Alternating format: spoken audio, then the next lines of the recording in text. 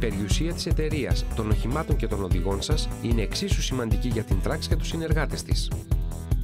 Το σύστημα Trax χρησιμοποιείται με ασφάλεια σε πάνω από 10.000 φορτηγά σε 15 χώρες χωρίς προβλήματα. Παρ' όλα αυτά, ο στόχος μας για απόλυτη ασφάλεια απαιτούσε τον πιο αυστηρό έλεγχο κάτω από τις πιο επίπονες δυνατές συνθήκες.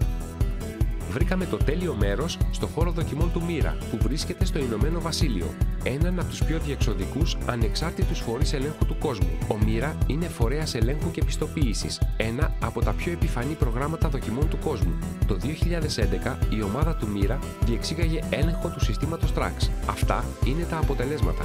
Στόχος του ελέγχου του Mira ήταν να υποβάλει το σύστημα Trax σε ελέγχους ανθεκτικότητας σε μια εμπορική ρημούλκα που θα κινείται με ταχύτητες έως και τα 105 χιλιόμετρα/ώρα. Τα αρχικά τεστ δοκίμασαν το αλουμινένιο πλαίσιο του Trax σε δονήσεις και αναταράξεις λόγω της ταχύτητας. Το test drive δημιουργήθηκε συγκεκριμένα ώστε να υπάρξουν κάθετες δυνάμεις στη ρημούλκα. Δοκιμάστηκαν δύο συστήματα Trax, το πλαίσιο από μόνο του και το πλαίσιο με το γραφικό.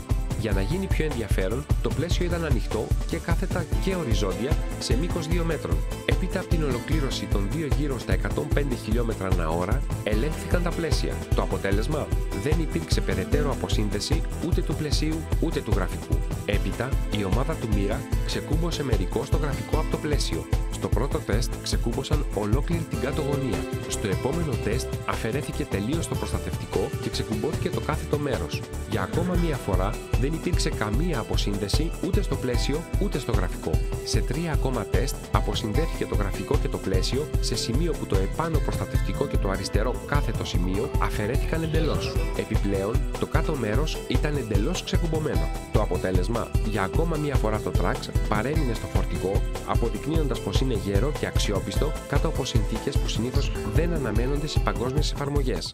Μα οι δοκιμαστές Mira δεν σταμάτησαν εκεί. Έπειτα έγινε μία σειρά ελέγχων για να διαπιστωθεί αν το γραφικό μπορεί να σκιστεί από το πλαίσιο. Ξεκινώντας με ένα οριζόντιο σκίσιμο των 50 εκατοστών, η ομάδα συνέχισε το τεστ σε σημείο που έσκισαν το γραφικό σε όλο το μήκος της ρημούλκας και έπειτα το έσκισαν τελείως σαν να έχει γίνει βανδαλισμός. Η ομάδα επισήμανε πως ήταν εξαιρετικά δύσκολο να σκιστεί το γραφικό και χρειάστηκαν 2 άτομα για να ολοκληρωθεί. Τα αποτελέσματα των τεστ έδειξαν τα εξής. Το σύστημα πλαισίου και γραφικών ολοκλήρωσαν το τεστ επιτυχώς. Αν το σύστημα συγκράτησης αποσυνδεθεί, είναι εύκολο να επανεγκατασταθεί χωρίς ειδικά εργαλεία. Τυχόν εκτεταμένη ζημιά στο γραφικό είναι ορατή και αν χρειαστεί μπορεί να αφαιρεθεί εύκολα, ώστε το όχημα να οδηγηθεί με ασφάλεια. Έπειτα από ενδελεχή τεστ από τον πιο επιφανή φορέα ελέγχων στον κόσμο, όλα τα εξαρτήματα του Trax παρέμειναν με ασφάλεια στη ρημούλκα. Οι ιδιοκτήτες στόλων μπορούν να έχουν το κεφάλι τους ήσυχο, έχοντας ασφάλεια και διαφημιστική αποτελεσματικότητα. Ασφαλές, σίγουρο, πολύ αποτελεσματικό. Το σύστημα Trax, το μέλλον της outdoor διαφήμισης.